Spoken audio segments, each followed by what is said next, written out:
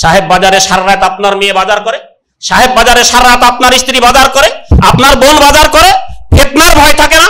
ঈদগাহে আসলে, মসজিদে আসলে ফিতনার ভয় হয় আপনার? উলামায়ে মুজতাহিদিনদের মধ্যে কিছু কথা পাওয়া যায়, এই হাদিসটা সফরের হাদিস হলেও হুকুমটা যেহেতু সফরের সাথে খাস নয়, এজন্য ভাগে কুরবানি দেওয়াকে অনেকে জায়েজ মনে করেন। আমরা সেটাকে বেদাত মনে করি না, অনেকে জায়েজ মনে করেন, জায়েজ বলেন।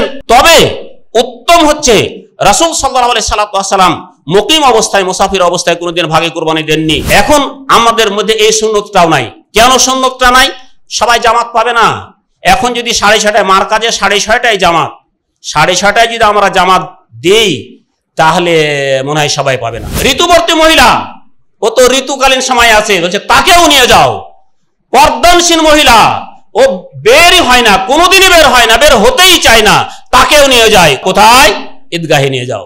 আহলে হাদিস আন্দোলন বাংলাদেশ, আসুন পবিত্র কুরআন ও সহিহ হাদিসের আলোকে জীবন গড়ি। সমস্ত প্রশংসা মহান আল্লাহ সুবহানাহু ওয়া তাআলার জন্য, যার অসংখ্য নিয়ামত আমরা আমাদের প্রতিটা সেকেন্ডে এবং মুহূর্তে ভোগ করি। আমরা আমাদের প্রত্যেকটা মুহূর্তে যদি আল্লাহ রাব্বুল আলামিনের নাফরমানি করি, তারপরেও আল্লাহ সুবহানাহু ওয়া তাআলা তার দেয়া সকল নিয়ামত অব্যাহত রেখেছেন। এই জন্য আমরা বেশি বেশি আল্লাহর শুকরিয়া আদায় করি। আলহামদুলিল্লাহ। রহমত এবং শান্তি বর্ষিত হোক সর্বশেষ নবী রাসূল মুহাম্মদুর রাসূলুল্লাহ সাল্লাল্লাহু আলাইহি ওয়াসাল্লামের উপরে। সম্মানিত মুসল্লি, আমরা যে সময়টাতে আছি, যেই মাসে আছি, এটা একটা গুরুত্বপূর্ণ মাস। এই মাসটা হচ্ছে জিলহজ মাস। আগামীকালকে ইনশাআল্লাহ ঈদুল আজহা, এবং ঈদুল আজহাও করব আমরা, এবং পশু কুরবানি দিয়ে আমরা মহান আল্লাহ সুবহানাহু ওয়া তাআলার নৈকট্য অর্জন করার চেষ্টা করব ইনশাআল্লাহ। ওমা তৌফিকি ইল্লা বিল্লাহ, আলাইহি তাওয়াক্কালতু ওয়া ইলাইহি উনীব। সম্মানিত মুসল্লি, জিলহজ মাস এটা একটা ঐতিহাসিক মাস।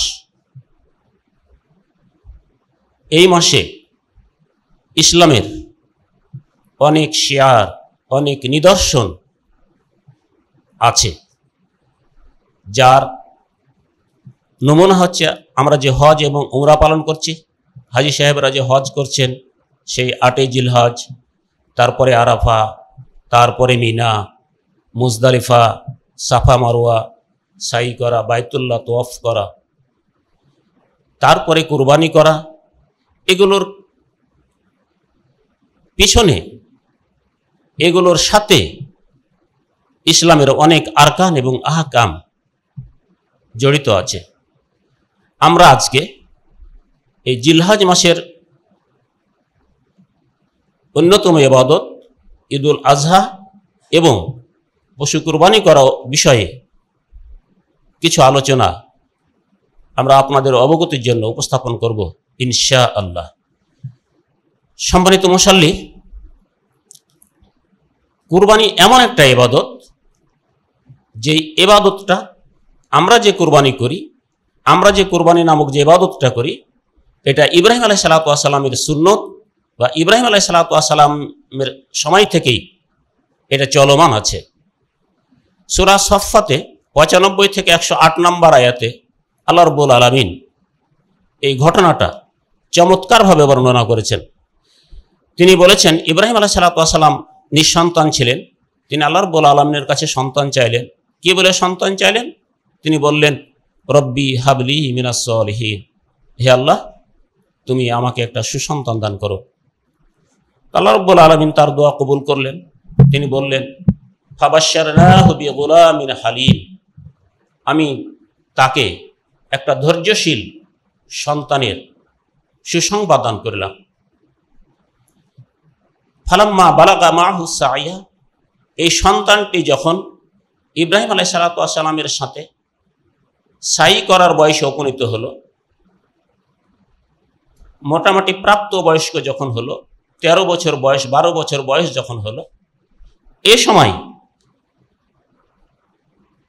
তখন ইব্রাহিম আলাইহিস সালাম তার সন্তানকে বললেন, ইয়া বুনাইয়া, হে প্রিয় বৎস, ইন্নী আরা ফিল মানাম, আমি স্বপ্নে দেখলাম, আন্নী আযবাহুকা, আমি অবশ্যই তোমাকে জবাই করতেছি, ফানজুর মাজা তারা, তুমি তোমার মতামত ব্যক্ত করো, তুমি কি করতে পারো, তুমি কি মনে করো এটাকে, ফানজুর মাজা তারা, তুমি কি মনে করো। তো সন্তান বলল, ক্বালা ইয়া আবাতি ফাআল, হে প্রিয় পিতা, ইফআল, আপনি পালন করুন, মা তুমার, আপনার প্রতি যে অর্ডার, আপনার প্রতি যে নির্দেশ, নির্দ্বিধায় আপনি সেটা পালন করুন। সাতাজিদুনি ইনশাআল্লাহ মিনাস সাবিরিন, ইনশাআল্লাহ আপনি আমাকে ধৈর্যশীলদের অন্তর্ভুক্ত পাবেন। ফালাম্মা আসলামা, অতঃপর পিতা এবং পুত্র উভয়ে যখন আত্মসমর্পণ করল, এই বিধান মেনে নেওয়ার জন্য যখন মেনে নিল, ওয়াতাল্লাহু লিল জাবিন, পিতা পুত্রকে উপুড় করে শয়ে দিল, ওয়ানাদাইনাহু আইয়া ইব্রাহিম, আমি ডাক দিয়ে বললাম, ইয়া ইব্রাহিম, ইব্রাহিম, কদ সাদ্দাকতা রুইয়া, স্বপ্নে তোমার প্রতি যে অর্ডার ছিল, এই অর্ডার তুমি বাস্তবায়ন করে ফেলেছ। ইন্না কাযালিকা নাজ্জিল মুহসিনিন, আমি এভাবে সৎকর্মশীলদের প্রতিদান দিয়ে থাকি। ইন্না হাযা লাহুল বালাউল মুবিন, অবশ্যই এটা ছিল একটা বিরাট পরীক্ষা। ওয়া ফাদাইনাহু বিযিবহিন আযীম, তবে আমি ইব্রাহিমকে মুক্ত করে নিলাম বিরাট একটা জবাই দিয়ে। ওয়া তারাকনা আলাইহি ফিল আখিরিন, এবং এই ধারাবাহিকতা, এই কুরবানি করার এই ধারাবাহিকতা আমি পরবর্তী লোকদের জন্য রেখে দিলাম। এখানে আল্লাহ সুবহানাহু ওয়া তাআলা ইব্রাহিম আলাইহিস সালামকে কুরবানি করার যে নির্দেশ দিয়েছিলেন, সে নির্দেশটা ছিল স্বপ্নে। তিনি স্বপ্নে দেখেছিলেন যে তিনি তার পুত্রকে জবাই করছেন। ইন্নী আরা ফিল মানাম আন্নী আযবাহুকা, আমি অবশ্যই স্বপ্নে দেখলাম আমি তোমাকে জবাই করছি। ইব্রাহিম আলাইহিস সালাম স্বপ্নে প্রাপ্ত হয়েছিলেন এই নির্দেশ। আপনারা জানেন, নবী রাসূলদের স্বপ্ন কিন্তু ওহী। নবী রাসূলদের প্রতি আল্লাহ রাব্বুল আলামিন অর্ডার করতেন ফেরেশতাদের মাধ্যমে, অথবা সরাসরি অর্ডার করতেন, অথবা স্বপ্ন যোগে তাদেরকে যেটা করতে বলা হতো এটাও ছিল তাদের প্রতি নির্দেশ। কেন? নবী রাসূলদের কাছে শয়তান যেতে পারত না, শয়তান নবী রাসূলদের কাছে স্বপ্নে কোনো জিনিস বলতে পারত না। এই জন্য নবী এবং রাসূলদের প্রতি স্বপ্নে যেটা বলা হতো সেটাও ছিল ওহী। এবং ইব্রাহিম আলাইহিস সালামকে কুরবানির যে নির্দেশটা দিয়েছিলেন, তার পুত্রকে কুরবানি করার যে নির্দেশটা দিয়েছিলেন, সেটাও ছিল স্বপ্নে। এবং নির্দেশটা ছিল এরকম যে ইন্নী আরা ফিল মানাম আন্নী আযবাহু, আমি অবশ্যই স্বপ্নে দেখলাম যে আমি তোমাকে জবাই করছি। তাহলে ইব্রাহিম আলাইহিস সালাম স্বপ্নে দেখলেন যে তার সন্তান বা তার পুত্রকে তিনি জবাই করছেন, এটাই তিনি স্বপ্নে দেখলেন। কাজে জবাই করতে হবে। এইখানে যে বক্তব্যগুলো আমাদের সমাজে প্রচলিত আছে এবং বহুল প্রচলিত আছে, ইব্রাহিম আলাইহিস সালাম স্বপ্নে দেখেছিলেন তুমি তোমার প্রিয় বস্তু কুরবানি করো। তো এই স্বপ্ন দেখেই ইব্রাহিম আলাইহিস সালাম 200 উট কুরবানি করলেন, 200 গরু কুরবানি করলেন, পরের দিন আবার 200 দুম্বা কুরবানি করলেন। তো কোনোটাই যখন কুরবানি হচ্ছে না, তখন তিনি ভাবলেন যে প্রিয় বস্তু মানে তাহলে তো আমার পুত্র ইসমাইল, সে আমার কাছে সবচেয়ে প্রিয়, তাহলে তো তাকেই কুরবানি করতে হবে। তো তারপরে তিনি সিদ্ধান্ত গ্রহণ করলেন যে তার পুত্রকে কুরবানি করবেন। মূলত এই বক্তব্যগুলোর পিছনে কোনো দলিল নাই, প্রমাণবিহীন এই সমস্ত বক্তব্য উপস্থাপন করা হয়। আল্লাহ সুবহানাহু ওয়া তাআলা আল কুরআনুল কারীমে বলছেন, ইন্নী আরা ফিল মানামি আন্নী আযবাহু, আমি স্বপ্নে দেখলাম আমি তোমাকে জবাই করতেছি, এটাই স্বপ্ন। তবে ইব্রাহিম আলাইহিস সালাম এই স্বপ্নটা 3 দিন দেখেছিলেন। এই স্বপ্নটা 3 দিন দেখেছিলেন। মুহতারাম আমিরে জামাতের লিখিত বই মাসায়েলে কুরবানি, উনি সবিস্তারে ঘটনাটা সুন্দরভাবে দলিল সহকারে উল্লেখ করেছেন। যাদের কাছে মাসায়েলে কুরবানি বইটা নাই, আমি তাদেরকে বলবো এই কুরবানি বইটা আপনারা নেবেন।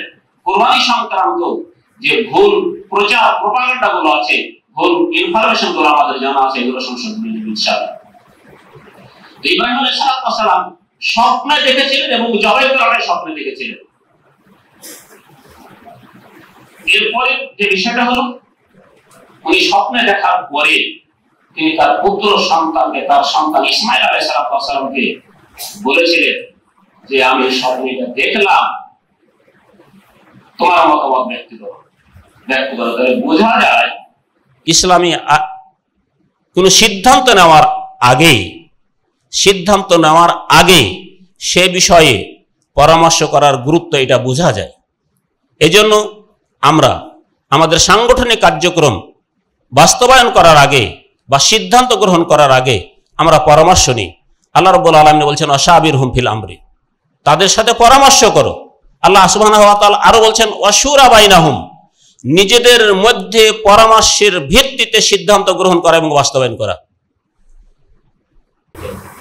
তার পুত্র কি বললেন? তার সন্তান বললেন ইয়া আবাতি ফাআল মা তুমারু সাতাজিদুনি ইনশাআল্লাহ মিনাস সাবিরিন।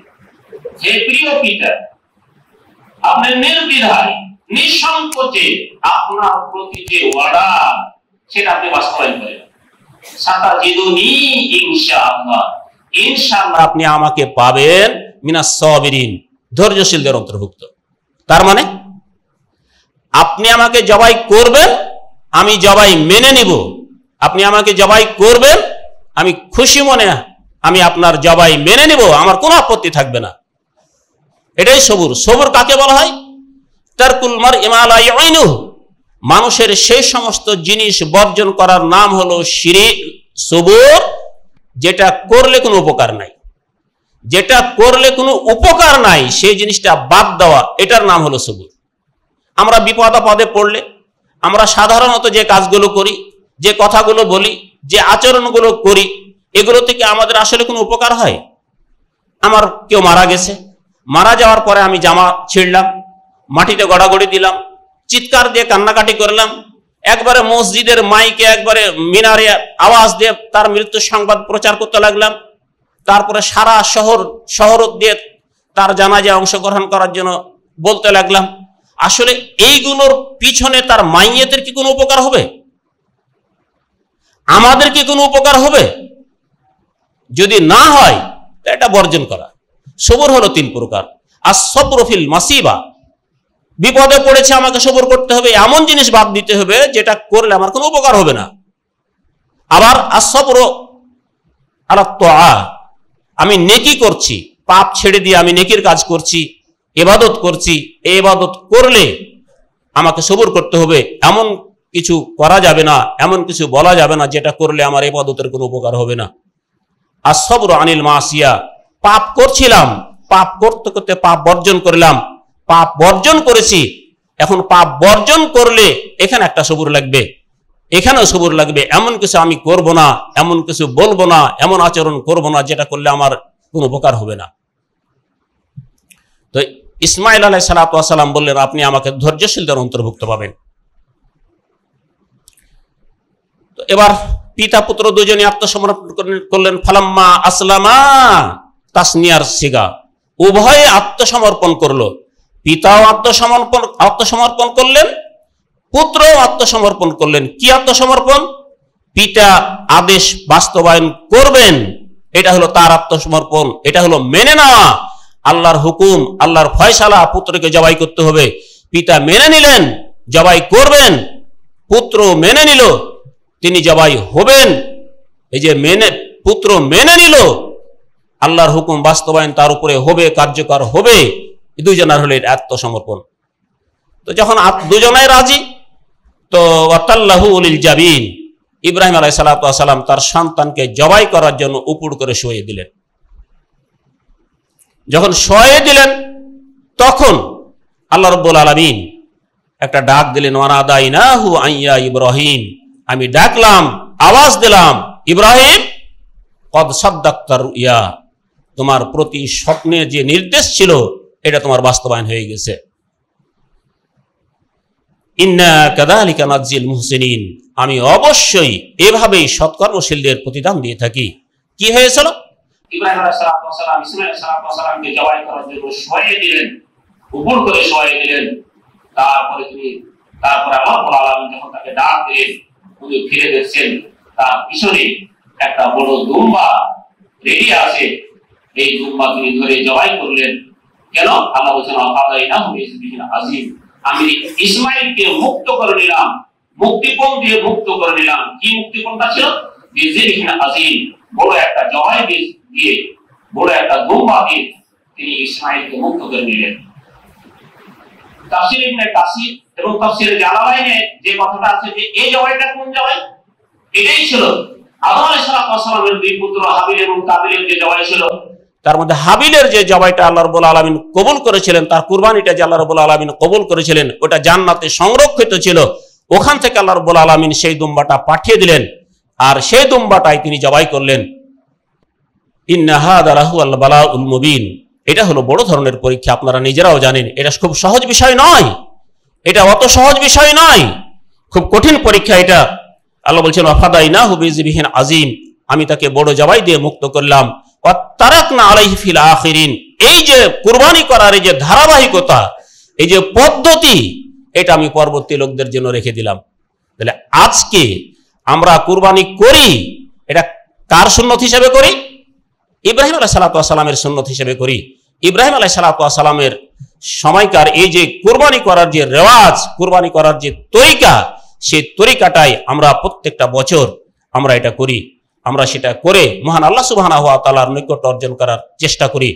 আল্লাহ রাসূল বিদায় হজ্জের সময় তিনি বললেন, আলা কুল্লি আহলি বাইতিন ফি কুল্লি আমিন উজিয়া, শোনো, আলা কুল্লি আহলি বাইতিন, প্রত্যেকটা পরিবারের প্রতি, ফি কুল্লি আমিন, প্রত্যেকটা বছর, উজিয়াতুন, একটা করে কুরবানি দিতে হবে।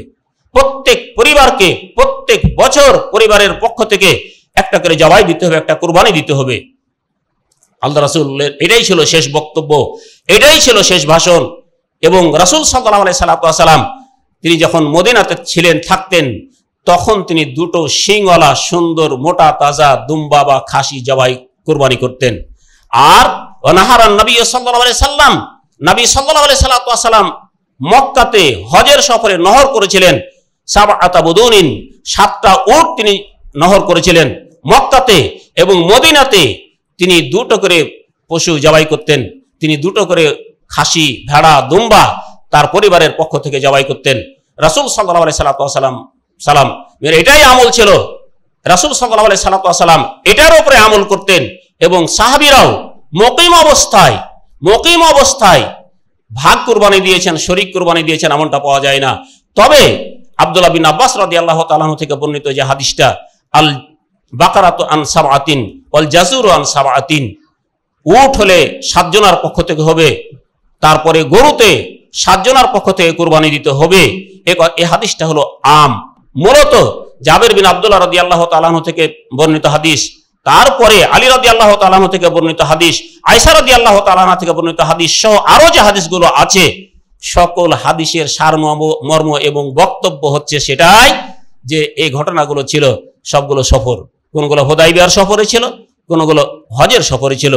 আজও হাজী সাহেবরা হজ করতে গিয়ে হজের সফরে 7 জনে শরীক দিতে পারেন, ভাগ কুরবানি দিতে পারেন, এবং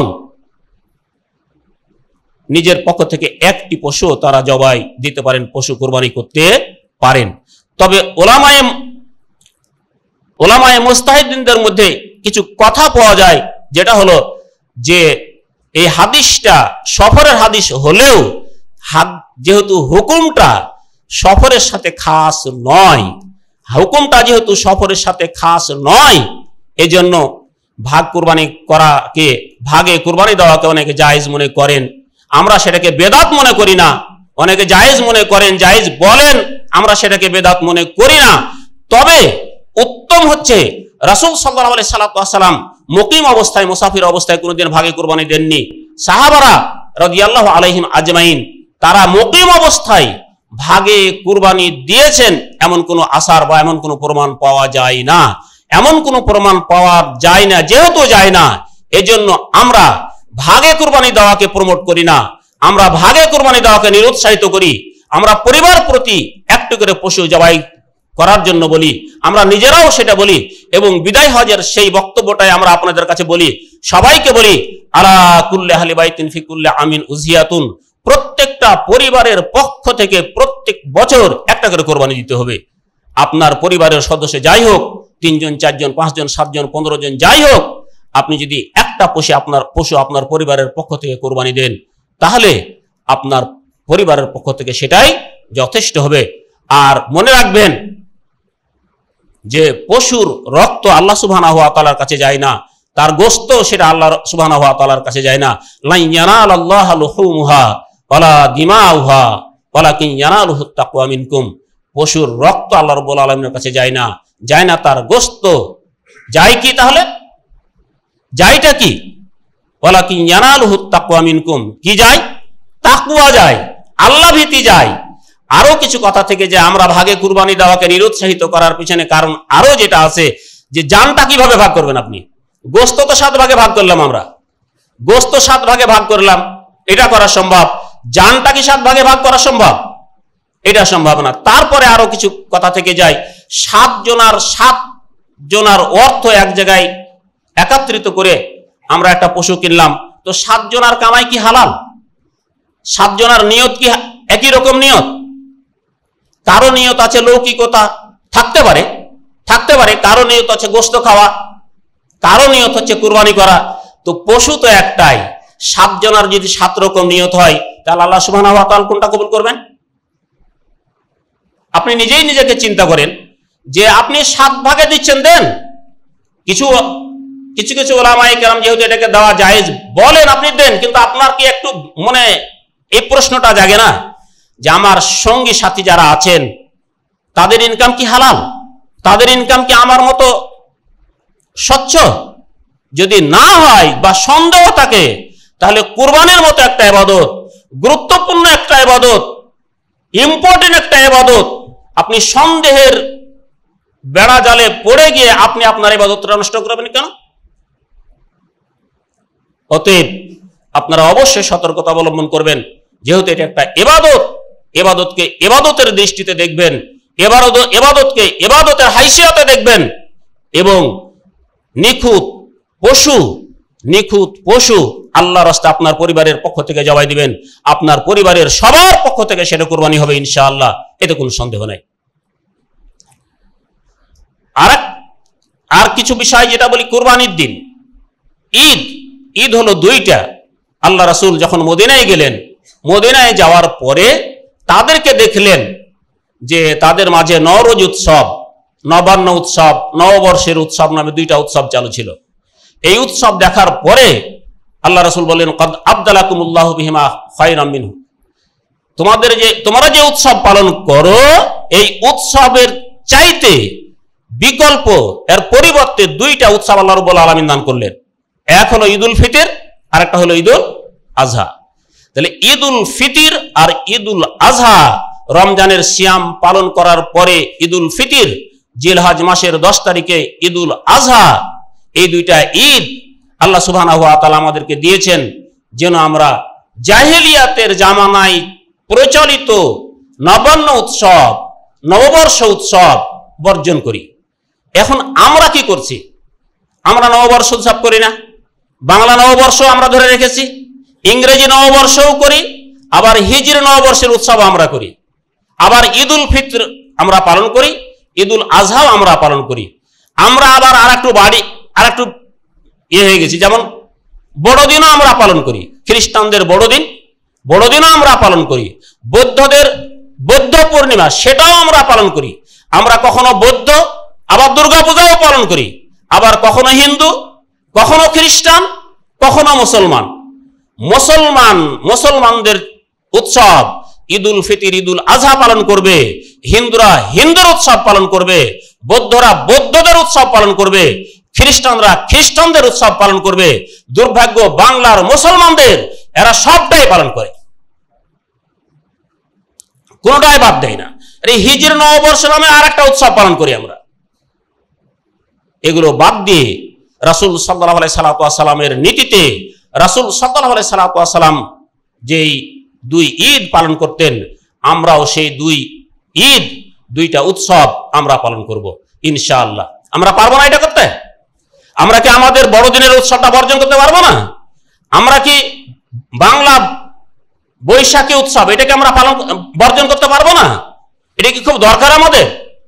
বৌদ্ধদের বৌদ্ধ দিবস, বৌদ্ধদের বৌদ্ধ পূর্ণিমা দিবস, এটা তারা পালন করতে পারে, এটাকে আমাদের বর্জন না করলে কোনো সমস্যা আছে?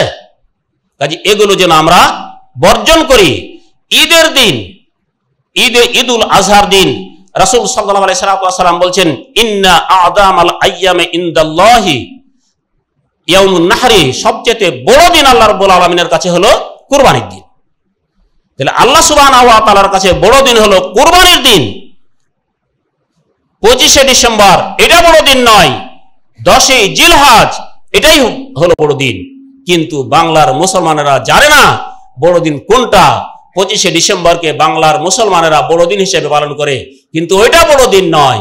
বড় দিন হলো জিলহজ মাসের 10 তারিখ, ইয়াউমুল আজহা, ইয়াউমুন নাহার, কুরবানির দিন, এটাই হলো বড় দিন। রাসূল, কাজেই আমরা বড় দিনকে বড় দিনের মতো আমরা পালন করব। রাসূল সাল্লাল্লাহু আলাইহি সাল্লাম বলছেন, আল্লাহর কাছে সবচেয়ে বড় দিন হলো জিলহজ মাসের 10 তারিখ, আর এই দিনের সবচেয়ে বড় আমল হলো আল্লাহর রাস্তায় পশু কুরবানি করা।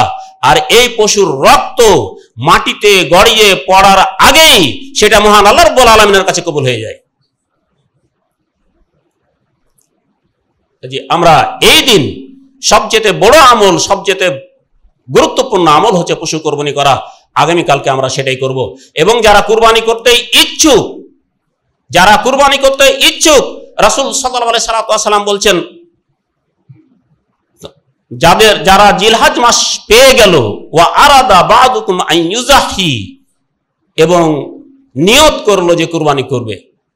যারা জিলহজ মাস পেল এবং নিয়ত করলো যে তারা কুরবানি করবে, ফালা ইয়ামাসসু মিন শা'রিহি ওয়া আযফারিহি শাইআ, সে যেন তাদের চুল না কাটে, তাদের নখ না কাটে, তাদের গোঁফ না কাটে।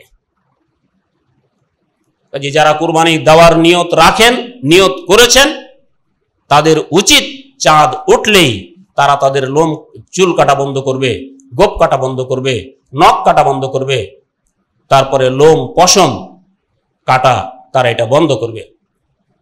আর যারা কুরবানি দিতে পারবে না, যারা কুরবানি দিতে পারবে না তারা কি করবে? এক্ষেত্রে উম্মে সালমা রাদিয়াল্লাহু তাআলা আনহুর সে হাদিসটা আমি আপনাদের কাছে বলবো। আব্দুল্লাহ বিন আমর রাদিয়াল্লাহু তাআলা আনহু থেকে বর্ণিত হাদিস, রাসূল সাল্লাল্লাহু আলাইহি সাল্লাম বলেছেন, উমিরতু বিয়াউমিল আযহা ঈদান, আমাদের প্রতি অর্ডার হয়েছে কুরবানির দিনকে আমরা যেন ঈদ হিসেবে পালন করি। জাআলাহুল্লাহু লিহাদিহিল উম্মাহ, এই ঈদটা আল্লাহ রাব্বুল আলামিন এই উম্মতের জন্য করে দিয়েছেন। কুরবানির দিনের ঈদ এটা মহান আল্লাহ রাব্বুল আলামিন এই উম্মতে মুহাম্মদের জন্য নির্ধারণ করে দিয়েছেন। কাজেই জিলহজ মাসের 10 তারিখ সবাই কুরবানি করবে এবং ঈদ উদযাপন করবে। তো একজন লোক বলল, ইয়া রাসূলুল্লাহ, আরাইতা ইল্লাম আজিদ ইল্লা মানিহাতান উনসা, আপনি কি বলবেন? আমাদের জবাই করার মতো কিচ্ছুই নাই, পশু কুরবানি করার মতো কোনো পশু নাই, তবে মানিহাতান উনসা, ভাগের উটনি বা ভাগের গাভী আছে। এটা হলো যে মালিকের গরু, মালিকের গাভী, মালিকের উটনি, গরিব মানুষ কিভাবে ভাগ, যে লালন পালন করবে, খাওয়াবে, পড়াবে, আর ওর যেটা দুধ হবে এই দুধটা দিয়ে সে তার পরিবার প্রতিপালন করবে, দুধটা বেচবে, দুধটা খাবে, এটা দ্বারা সে উপকার লাভ করবে। তাহলে মালিকের উটনি বা মালিকের গাভী একজন লালন পালন করে তার দুধটা তার, এটা হলো ভাগের গাভী বা ভাগের উটনি। মানিহাতান উনসা, উনসা মানে মহিলা, মানিহাতান মানে উটনি বা গাভী। তো বলছেন, হে আল্লাহর রাসূল, আমাদের কারো জবাই করার মতো কোনো পশুই নাই, আছে ওই যে ভাগের উটনি বা ভাগের গাভী আছে। তো আমরা কি আবার রাখি বিহা, আমরা কি সেটাই জবাই করবো? আল্লাহ রাসূল বললেন, না, এটা জবাই করবে না।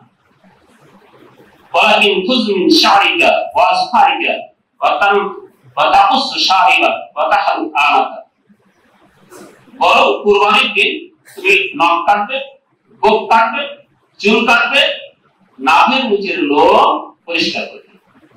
এটা যদি করো তাহলে রাসূল বলেছেন, ফাযালিকা তামামু উযহিয়াতি ইনদাল্লাহ, এটাই আল্লাহ রাব্বুল আলামিনের কাছে পূর্ণাঙ্গ কুরবানি হিসেবে করবে।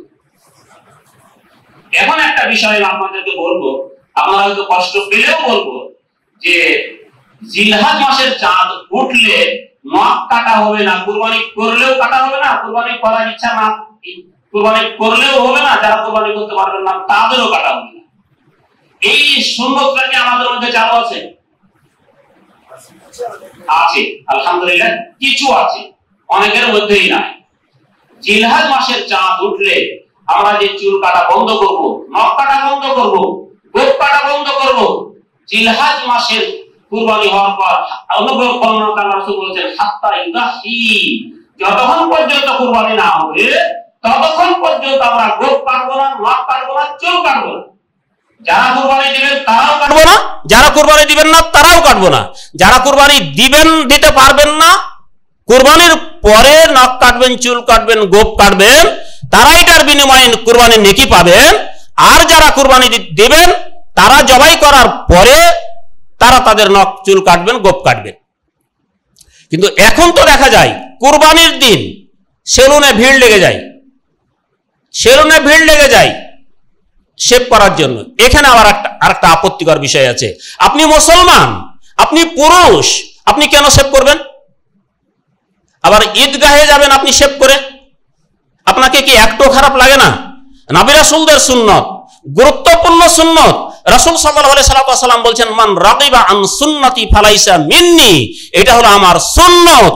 এই সুন্নত যারা বর্জন করে সে আমার দলভুক্ত নয়, সে আমার উম্মতের অন্তর্ভুক্ত নয়। তো আপনি তো সালাত আদায় করেন, আপনি তো রাসূলের উম্মত হিসেবে দাবি করেন, আপনি তো সবগুলোই দেখে আপনার ঠিক আছে, কিন্তু শেভ করবেন কেন? শেভ করতেই হবে। আবার এখানে আরো কিছু বিষয় আছে, অনেকে দাড়ি রাখেন কিন্তু আবার ছাটেন। ছাটবেন কেন?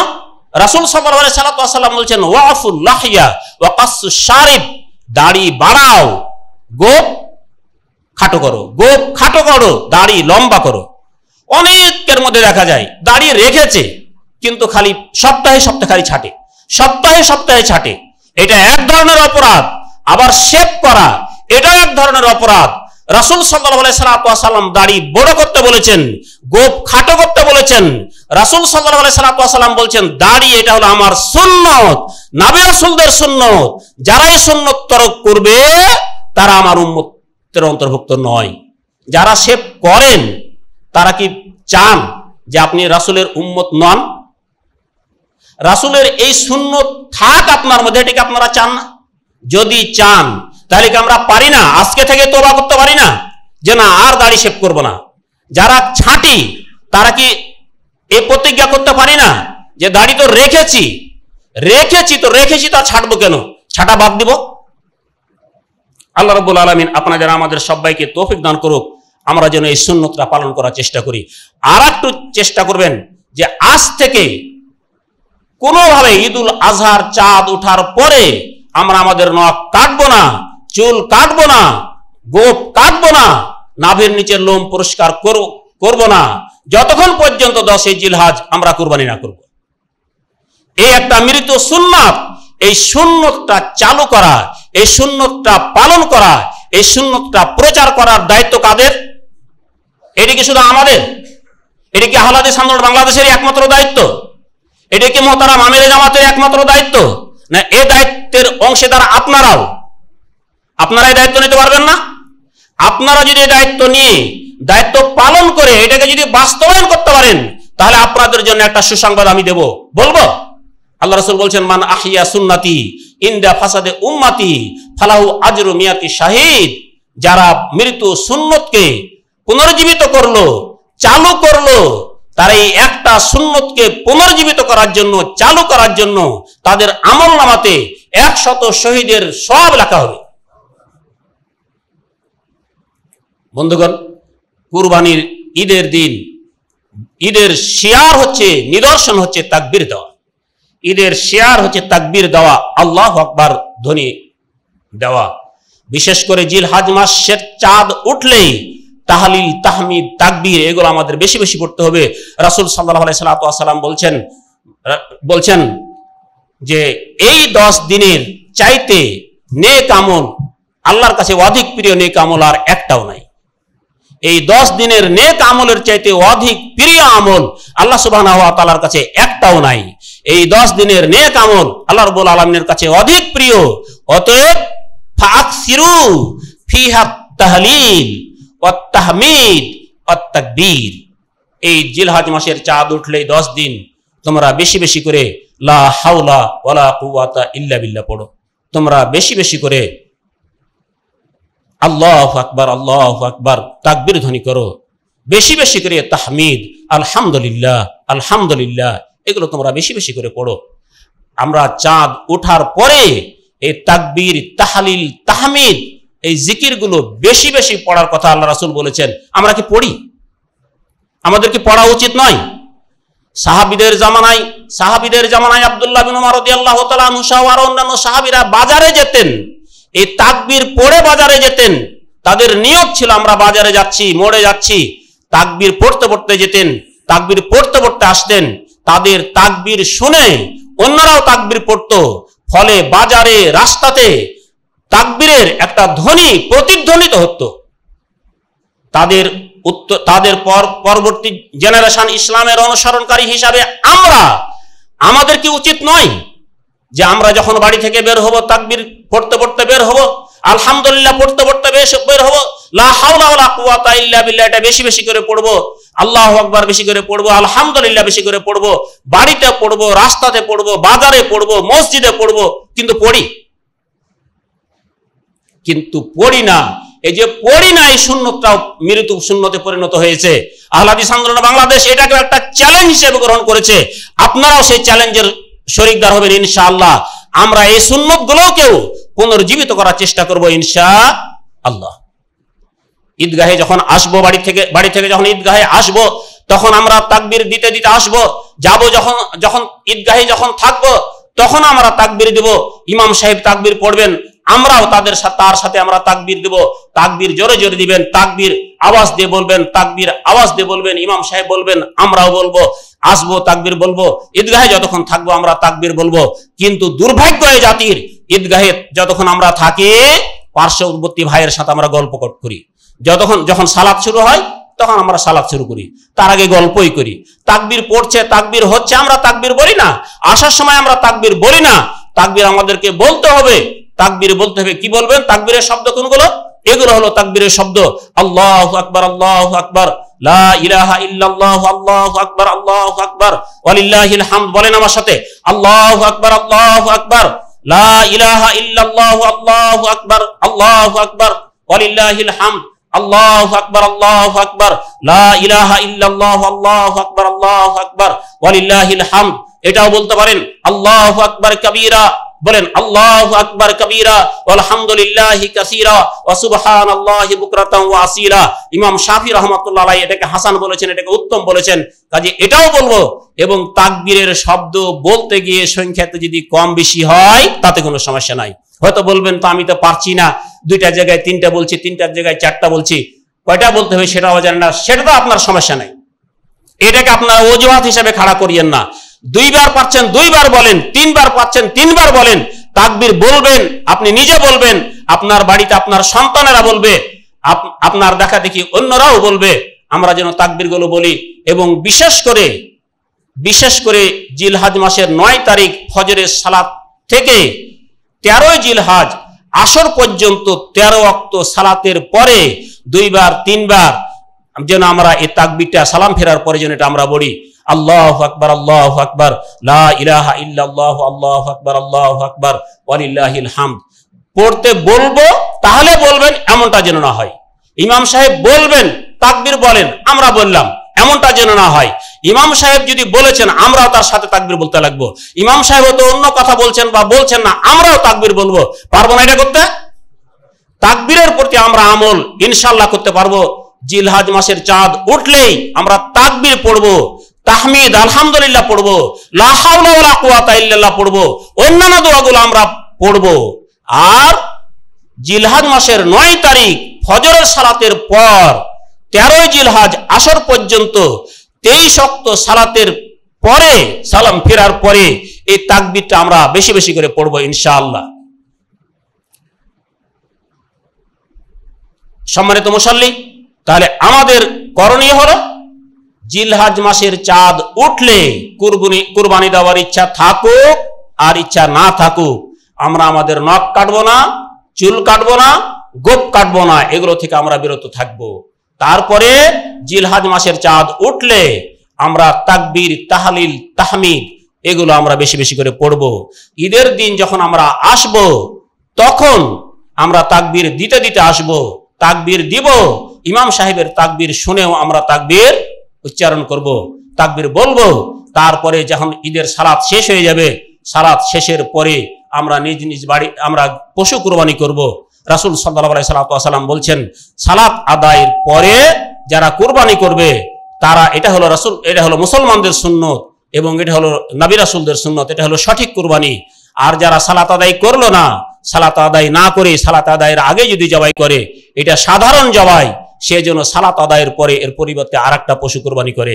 কাজে কুরবানি করার নিয়ম হচ্ছে ঈদের সালাত আদায় করার পরে আমরা কুরবানি করব। কখন ঈদের সালাত আদায় করব? রাসূল সাল্লাল্লাহু আলাইহি সাল্লাম ঈদুল আজহার সালাত আদায় করতেন সূর্য যখন 1 নেজা পরিমাণ উপরে উঠত। ঈদুল ফিতরের সালাত আদায় করতেন সূর্য যখন 2 নেজা পরিমাণ উপরে উঠত। 1 নেজা মানে 3 মিটার, 3 মিটার আপনার 6.5 হাত, 2 নেজা মানে তাহলে এর চাইতে ডাবল। ঈদুল আজহার সালাত আদায় করতেন 2 নেজা পরিমাণ সূর্য উঠলে, আর ঈদুল আজহার সালাত আদায় করতেন 1 নেজা পরিমাণ সূর্য উপরে উঠলে, 6.5 হাত সূর্য উপরে উঠলেই তিনি ঈদুল আজহার সালাত আদায় করতেন। এই সালাতটা সূর্য জাওয়ালের পূর্ব মুহূর্ত পর্যন্ত জায়েজ, তবে রাসূলের আজীবনের আমল ছিল, সব সময়ের আমল ছিল, সূর্য যখন 1 নেজা পরিমাণ সূর্য উপরে উঠত তখন তিনি ঈদুল আজহার সালাত আদায় করতেন। এখন আমাদের মধ্যে এই সুন্নতটাও নাই। কেন সুন্নতটা নাই? সবাই জামাত পাবে না। এখন যদি 6:30 মারকাজে 6:30 জামাত, 6:30 যদি আমরা জামাত দেই তাহলে মনে হয় সবাই পাবে না। মারকাজের মুসল্লিরা 6:30 ঈদের সালাত আদায় করতে পারলে, ঈদুল আজহার সালাত আদায় করতে পারলে আপনি পারবেন না কেন? আপনার না পারার পিছনে কারণ, আপনার না পারার পিছনে কারণ আপনি বেনামাজিদেরকে আপনি প্রাধান্য দেন। বেনামাজিদের জামাত পাওয়াটাই আপনার কাছে মুখ্য বিষয়, বেনামাজিদেরকে অংশগ্রহণ করানোটা আপনার কাছে গুরুত্বপূর্ণ বিষয়। রাসূলের সুন্নতটা আপনার কাছে গুরুত্বপূর্ণ বিষয় নয়। রাসূল যে সময় ঈদুল ফিতর, ঈদুল আজহার সালাত আদায় করতেন, এটা আপনাদের কাছে, আমাদের কাছে গুরুত্বপূর্ণ বিষয় নয়। আমাদের কাছে গুরুত্বপূর্ণ বিষয় হলো যত নামের বেনামাজি, যারা ফজর পড়ে না, যারা এশা পড়ে না, কোন সালাত আদায় করে না, তাদেরকে আমাকে আমার ঈদগাহে চাই, তাদেরকে নিয়ে সালাত আদায় আমাকে করতেই হবে। ঠিক একটি মাত্র কারণে, তারা 6:30 পারে না, 7টায় পারে না, 7:30 পারে না, 8টায়, 8:30, 9টায়, 10টায়, 11টা পর্যন্ত ঈদের সালাত আদায় করে। আর আপনারা মনে করেন 6:30 যাব, আরে পাশে তো 7:30 আছে, এখানে যাই, একটু সময় পেলাম, এখানে যাই। জি না, মারকাজে যেটা হয় সেটা হলো ওই যে রাসূল সাল্লাল্লাহু আলাইহি সাল্লাম 1 নেজা পরিমাণ উপরে উঠলেই ঈদুল আজহার সালাত আদায় করতেন। আমরাও 1 নেজা পরিমাণ সূর্য উপরে উঠলেই ঈদুল আজহার সালাত আদায় করব ইনশাআল্লাহ। পারবেন আপনারা সবাই ইনশাআল্লাহ? আপনার পাশের ঈদগাহ যদি আপনার এই সময় না মানে, রাসূল সাল্লাল্লাহু আলাইহি সাল্লামের এই তরিকা যদি না মানে, আপনি কি রাসূলের তরিকার উপরে থাকবেন, না তরিকা যারা মানে না তাদের সাথে থাকবেন? তরিকার এখানে চলে আসবেন, তাদেরকে বলেন যে 7:30 কতদিন চালাইবা তোমরা, 8টা কতদিন চালাইবা তোমরা। যারা ফজর পড়ে না, আজকেও যারা ফজর পড়েনি, তাদের জন্য অপেক্ষা করে আমরা 7:30, 8টাতে যেতে রাজি নই। রাসূল সাল্লাল্লাহু আলাইহি সাল্লাম 6:30 1 নেজা পরিমাণ উপরে উঠলেই ঈদুল আজহার সালাত আদায় করতেন, আমরাও ঠিক সেটাই করব। বেনামাজি ঈদ পেলেই কি, ঈদ না পেলেই কি, কিছু আসে যায়? আর একটা বিষয় খেয়াল রাখবেন, ঈদগাহে যখন আসবেন মেয়েদেরকে নিয়ে আসবেন। প্রত্যেকটা ঈদগাহে মেয়েদের জন্য আলাদা ব্যবস্থা থাকা চাই। আমাদের এখানে থাকে, আপনার ঈদগাহে থাকবে না কেন? উম্মে আতিয়া রাদিয়াল্লাহু তাআলা আনহা থেকে বর্ণিত, তিনি বলেন, আমারানা রাসূলুল্লাহ সাল্লাল্লাহু আলাইহি সাল্লাম, রাসূল সাল্লাল্লাহু আলাইহি সাল্লামের নির্দেশ আমাদের প্রতি, আন নুখরিজাল হাইয়াযা ওয়া যাওয়াতিল খুদুর, ঋতুবর্তী মহিলা যদি হয়, একেবারে লজ্জাবর্তী মহিলা, একেবারে পর্দানশীল মহিলা, বাড়ির বাইরে যেতেই চায় না, কোনোভাবেই সে বাড়ির বাইরে যায় না, রাসূলের নির্দেশ তাদেরকে ঈদগাহে নিয়ে যাও। ঋতুবর্তী মহিলা ও তো ঋতুকালীন সময় আছে, বলছে তাকেও নিয়ে যাও। পর্দানসীন মহিলা, ও বেরই হয় না, কোনোদিনই বের হয় না, বের হতেই চায় না, তাকেও নিয়ে যাও। কোথায়? ঈদগাহে নিয়ে যাও। ঋতুবর্তী মহিলা যা কি করবে? ঋতুবর্তী মহিলারা সালাতে অংশগ্রহণ করবে না, সালাত আদায় করবে না। কি করবে? তারা ইমাম সাহেবের খুতবাতে যে দোয়া, খুতবাতে যে আদেশ, নিষেধ, উপদেশ, এখানে তারা পার্টিসিপেট করবে, এখানে তারা অংশগ্রহণ করবে। ঋতুর কারণে, হায়েজের কারণে হজ বন্ধ থাকে না, হায়েজের কারণে হজ বন্ধ হয় না, খালি তোয়াফ বন্ধ, সব কাজ তারা করে। ঋতুর কারণে, হায়েজের কারণে ঈদ বন্ধ থাকবে না, সবাই ঈদগাহে আসবে। একজন জিজ্ঞেস করলেন, হে আল্লাহ রাসূল, এক মহিলা জিজ্ঞেস করলেন, হে আল্লাহ রাসূল, আমাদের কোন মেয়েদের যে বাড়তি চাদর নাই, বাড়তি যে চাদর নাই, তাহলে সে কি করবে? তা আল্লাহ রাসূল বলছেন, লিতালবাসহা সাহিবাতুহা, আর তার বান্ধবী নাই, তার সাথী নাই, তার প্রতিবেশী নাই, ও চাদর হাওলাত দিবে। একটা চাদর না হলে ওই এক চাদরে দুইজন জড়িয়ে আসবে, এক চাদরে দুইজন জড়িয়ে তারপরে ঈদগাহে আসবে। আর ফতোয়া দিয়ে দিল, জাহিলিয়াতের জামানা, এখন তো জাহিলিয়াতের জামানা কি, ফিতনার জামানা, ফিতনার যুগ। মেয়েদেরকে ঈদগাহে নিয়ে গেলে, মসজিদে নিয়ে গেলে ফিতনা হবে না? সাহেব বাজারে সারা রাত আপনার মেয়ে বাজার করে, সাহেব বাজারে সারা রাত আপনার স্ত্রী বাজার করে, আপনার বোন বাজার করে, ফিতনার ভয় থাকে না? ঈদগাহে আসলে, মসজিদে আসলে ফিতনার ভয় হয় আপনার, ফিতনার ভয় হয় আপনার। ঈদগাহে আসলে ফিতনার ফতোয়া দেখান, আপনি ভয় দেখান। মসজিদে আপনার মেয়ে আসলে, আপনার বোন আসলে, বাজারে, হাটে ঘাটে, কলেজে, ইউনিভার্সিটিতে গেলে, দীর্ঘ পথ পাড়ি দিয়ে কোথাও চলে গেলে আপনার সেখানে ফিতনার আশঙ্কা থাকে না। মসজিদ আর ঈদগাহের ব্যাপারে আপনার এত অ্যালার্জি কেন? এখানে আপনার সমস্যা আছে। কাজেই আমি আপনাদেরকে বলবো, আপনারা যে সমস্ত ঈদগাহগুলোর প্রতিনিধিত্ব করেন, যে সমস্ত ঈদগাহগুলোতে আপনারা দায়িত্ব পালন করেন, সেইখানে পুরুষদের পাশাপাশি মেয়েদেরও ঈদের সালাতের ব্যবস্থা করবেন। আমাদের এখানে ঈদের সালাতের ব্যবস্থা আছে, যদি এরকম না থাকে, এলাকার সকল মেয়েদের প্রতি আমাদের দাওয়াত থাকলো, আপনারা চলে আসবেন। আগামীকালকে 6:30টায় ঈদুল আজহার জামাত সালাত অনুষ্ঠিত হবে ইনশাআল্লাহ, এবং মেয়েদের পৃথক প্যান্ডেলে পৃথক ব্যবস্থা থাকবে ইনশাআল্লাহ। আপনারা আপনাদের মেয়েদেরকে এখানে নিয়ে চলে আসবেন, এবং যারা 6:30টাতে বা রাসূল সাল্লাল্লাহু আলাইহি ওয়াসাল্লামের তরিকাতে ঈদের সালাত এই আদায় করতে ইচ্ছুক না, বা সময় আদায় করতে ইচ্ছুক না, তাদের জন্য আমাদের দাওয়াত থাকলো, আমাদের এখানে ঈদের সালাত হবে, আপনারা এখানে চলে আসবেন। রাসূল সাল্লাল্লাহু আলাইহি ওয়াসাল্লাম ঈদের সালাত আদায় করতেন বাতহাত নামক একটা ময়দানে, মসজিদে নববী থেকে 500 গজ দূরে সেই মাঠটা, সেখানে আল্লাহ রাসূল ঈদের সালাত আদায় করতেন। বৃষ্টি হলে তিনি মসজিদে সালাত আদায় করতেন, কারণবশত তিনি মসজিদে ঈদের সালাত আদায় করতেন, তাছাড়া তিনি মাঠেই সালাত আদায় করতেন। আমাদেরকেও ঈদের মাঠে সালাত আদায় করতে হবে। জায়গা নাই বলে আমরা যেন মসজিদে সালাত আদায় না করি। সবকিছু যেই কাজগুলো মাঠের করার, যে কাজগুলো ময়দানের কাজ, সব কাজগুলো আমরা ময়দানে করতে পারি, সব কাজগুলো আমরা মাঠে করতে পারি। আর ঈদের সালাতের বেলা আমরা বলি আমাদের মাঠে জায়গা নাই। আপনার সব কাজ মাঠে হয়, রাজনীতি মাঠে হয়, ময়দানে হয়, আপনার আর সব কাজ ময়দানে হয়, ঈদের সালাত আপনার ময়দানে হয় না। আমরা ময়দানে ঈদের সালাত আদায় করবো ইনশাআল্লাহ। আল্লাহ রাসূল ময়দানে সালাত আদায় করতেন, আমরাও করবো। আর একটা জিনিস খেয়াল রাখবেন, এই ময়দানে সালাত আদায় করতে গিয়ে ময়দানকে আমরা আর ময়দান করে রাখি না। সাজ গোজ চাঁদোয়া দিয়ে, তারপর বিভিন্ন ফুল দিয়ে গেট করে ময়দানকে, ময়দানের রূপটা আমরা নষ্ট করে দিয়েছি। এইটা বর্জন করতে হবে, এটা বর্জন করতে হবে। ময়দানে ঈদের সালাত ময়দানেই হবে, ময়দানে কোনো সাজসজ্জা নাই, ময়দানে কোনো গোছ গাছ নাই। ইমাম সাহেব যাবেন, রাসূল সাল্লাল্লাহু আলাইহি ওয়াসাল্লাম ঈদগাহে যেতেন, যাওয়ার পরে উনি শুরু করতেন সেটা তিনি সালাত দিয়ে শুরু করতেন। প্রথমে গিয়ে তিনি সালাত দিয়ে শুরু করতেন, সালাত আদায় করতেন। এখন ঈদগাহগুলোতে আমরা দেখি ঈদের সালাত শুরু হওয়ার আগে খুতবা চলে, বক্তব্য হয়, 1 2 3 ধারাবাহিকভাবে বক্তব্য চলে। এগুলো রাসূল সাল্লাল্লাহু আলাইহি ওয়াসাল্লামের রেওয়াজ নয়, এগুলো রাসূল সাল্লাল্লাহু আলাইহি ওয়াসাল্লামের তরিকা নয়। এগুলো বাদ দিয়ে রাসূল সাল্লাল্লাহু আলাইহি ওয়াসাল্লামের তরিকাতে আমাদেরকে ফিরে আসতে হবে। আল্লাহ রাব্বুল আলামিন আপনাদের আমাদের সবাইকে তৌফিক দান করুক।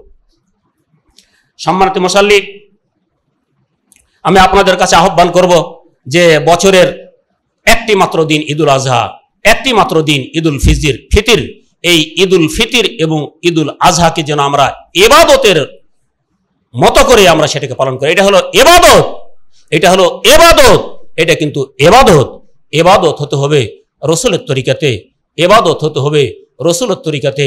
মনে রাখবেন, এখানে যদি লৌকিকতা আসে, এটা তো আপনার ইবাদত হবে না। আপনি যদি এমন কিছু করেন যে মানুষ আপনার ঈদগাহের নাম করবে, তাহলে আপনার ইবাদত হবে না। নিয়ত থাকতে হবে, যেমন যেটাকে আমরা নিয়ত সহি বলি, নিয়তটা হতে হবে ঠিক, নিয়ত হতে হবে ঠিক।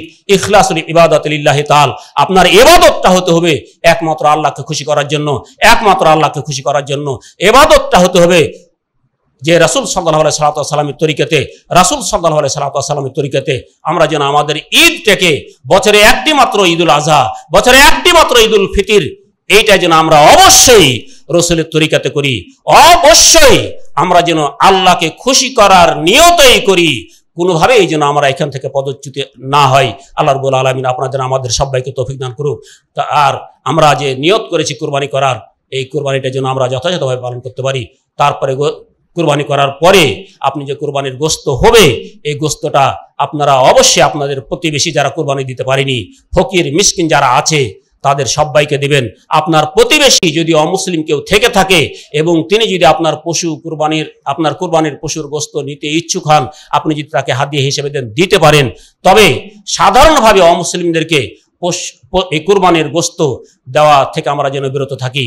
এই যে একটা রেওয়াজ চালু হয়ে গেছে, কুরবানির দিন যত অমুসলিম, কে মুসলিম কে অমুসলিম আমরা বুঝতেই পারি না, অমুসলিমরা একবারে লাইন ধরে আসছে, গোশত নিচ্ছে, আর সেই রেলগেটে নিয়ে যায় বাজারের মতো করে বিক্রি করছে। এখানে আবার আমাদের মতো কিছু মুসলিম ভাই কম দামে এই বেশি গোশত কিনে ফ্রিজে রেখে সংরক্ষণ করে খাচ্ছেন। এগুলো আসলে ঈদের ঐতিহ্য বহন করে না, এগুলো ঈদের শেয়ার নয়।